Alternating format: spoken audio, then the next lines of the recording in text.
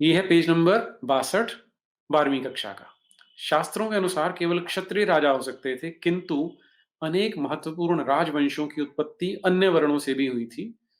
मौर्य वंश, जिसने एक विशाल साम्राज्य पर शासन किया, के उद्भव पर गर्मजोशी से बहस होती रही है।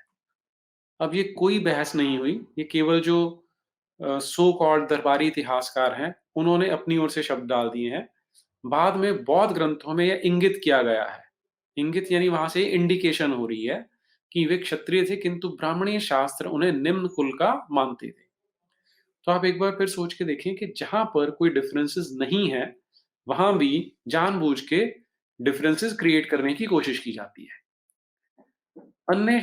लास्ट में देखिए, अन्य शासकों को, जैसे शक जो मध्य एशिया से भारत आए, ब्राह्मण मलेच्छ, बर्बर अथवा अन्य देशीय मानते थे।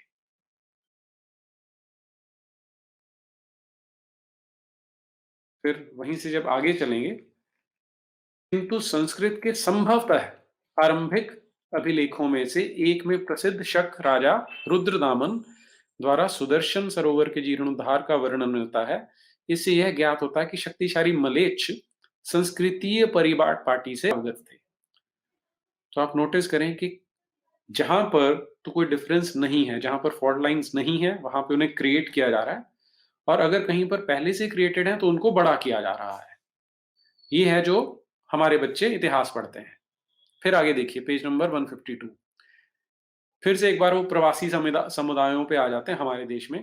इन प्रवासी समुदायों के लिए एक अधिक सामान्य शब्द मलेच्छ था, जो इस बात की ओर इंगित करता है कि वह वर्ण नियमों का पालन नहीं करते थे। तो अपने आप ही इन्होंने तुक्के लगा के डाल दिया। ये बता दिया कि एक सामान्य शब्द उनके लिए मलेच्छ था। पहले ही बता दिया कि वो एक हेय दृष्टि से देखने वाला था। इस बात को इंडिकेट करता है कि वो वर्ण नियमों का पालन नहीं करते थे और ऐसी भाषाएं बोलते थे जो संस्कृत से नहीं उपजी थी। अब आप कल्पना करके देखिए कि जो बच्चे इसे पढ़ेंगे, ये जानबूझ के ऐसे डिजाइनिंग की गई है इन वर्ड्स की कि वो संस्कृत से, संस्कृत के शास्त्रों से, ब्राह्मणों से और इससे जुड़ी हर चीज से वो घृणा करें। आगे फिर क्लियर कर देते हैं, हालांकि ऐसे शब्दों में हीन भावना निहित थी। अब यहां देखिए, शुक्र नीति का श्लोक नंबर 38।